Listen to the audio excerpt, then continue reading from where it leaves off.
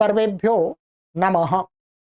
देववाणी संस्कृतम YouTube channel में आप सभी संस्कृत प्रेमियों का हार्दिक अभिनंदन है।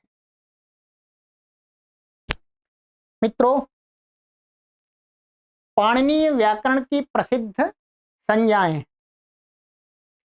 इस सीरीज में आज हम आपके लिए एक संज्ञा लेकर के आए हैं। यहाँ प्लेलिस्ट में एक कॉलम बना दिया है पाणिनीय व्याकरण की प्रसिद्ध संज्ञाएं। तो इसमें हम पाणिनीय व्याकरण की जो संज्ञाएं उनको आपको बताते हैं संक्षिप्त से। बहुत लाभदायक है सभी व्याकरण को पढ़ने वाले छात्रों के लिए। आज हमारे पास में हम एक संज्ञा लेकर के आए महर्षि पाणिनि की घ संज्ञा। क्या? घ संज्ञा।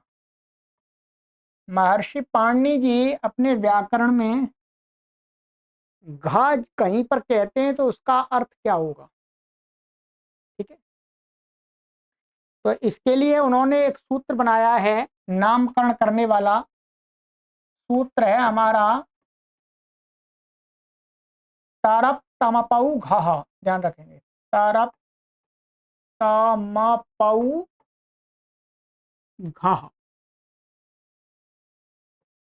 ये सूत्र संख्या है हमारी प्रथम अध्याय के प्रथम पाद का 21वां सूत्र है। ध्यान रखेंगे, क्या है? 21वां। स्पष्ट आपको दिख रहा होगा, ये घ नाम रख रहे हैं। महर्षि पाणिनि जी कहते हैं कि मैं अपनी व्याकरण में कहीं पर घ कहूं तो आपको क्या समझना है? तो कहते हैं तारप तमपऊ। ये दो प्रत्यय हैं वास्तव में। क्या है? तारप और ये तमप, ये दो प्रत्यय हैं। अब ये प्रत्यय किस अर्थ में होते हैं? ये वस्तुतः तुलनात्मक हम अध्ययन करते हैं तो उसमें कुछ अधिक जो होता है, माने अच्छा सबसे अच्छा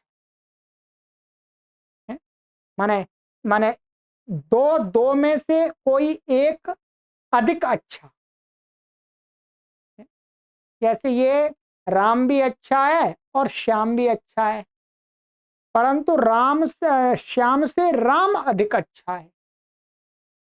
जब दो में से हम किसी एक को अधिक अच्छा या बुरा बताते हैं, अच्छा या बुरा भी बता सकते हैं, ये भी दुष्ट है, ये भी दुष्ट है, परंतु ये अधिक दुष्ट है।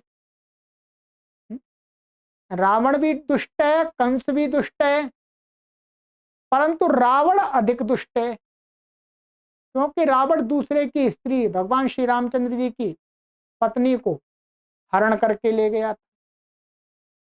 तो इस प्रकार से जहां अधिकता बता, दो के अंदर हमें एक की अधिकता बतानी होती तो वहां तरफ प्रत्यय लगाते हैं। ठीक है, बाकी व्याकरण पढ़े तब समझ में आएगा। ऐसे ही तम प्रत्यय है, ये अनेकों में से किसी एक को सबसे अच्छा बताने में या सबसे निकृष्ट बताने में होता है। जैसे संसार के सभी लोग अच्छे हैं, परंतु भगवान श्री राम बहुत अच्छे हैं, सबसे अच्छे हैं। ठीक है, तो उसके अर्थ इस प्रकार से ये तम प्रत्यय होता है उसमें। ठीक है, तो ये तमप होता है। तो कहते हैं कि कहीं पर भी हम घ कहेंगे तो उसका अर्थ हमें क्या समझना चाहिए? घ का तरप और तमप प्रत्यय। महर्षि पाणिनि जी कई सूत्र में कहें घ को ये काम होता है, तो हमें क्या जानना चाहिए? घ माने तरप और तमप प्रत्यय को ये काम होता है। तो घ संज्ञा किसकी है बोलो? तरप और तमप की। चलिए, और उदाहरण देने की आवश्यकता नहीं, बाकी इतना ही हमें समझाना है इस सीरीज में कि नाम माने ये महर्षि पाणिनि ने ये नाम का क्या अर्थ समझना चाहिए। ठीक है, अब हमारी अगली कक्षा में हम आपको लेकर के आ रहे हैं संख्या संज्ञा। महर्षि पाणिनि जी अपने व्याकरण में संख्या किसको कहते हैं?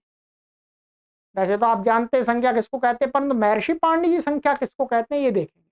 ठीक है, प्लेलिस्ट में कॉलम बनाए, यदि आपको कोई कठिनाई होती है तो हमसे संपर्क कर लीजिएगा, हम पूरी प्लेलिस्ट आपको शेयर कर देंगे। चलिए, सभी को सादर नमस्ते।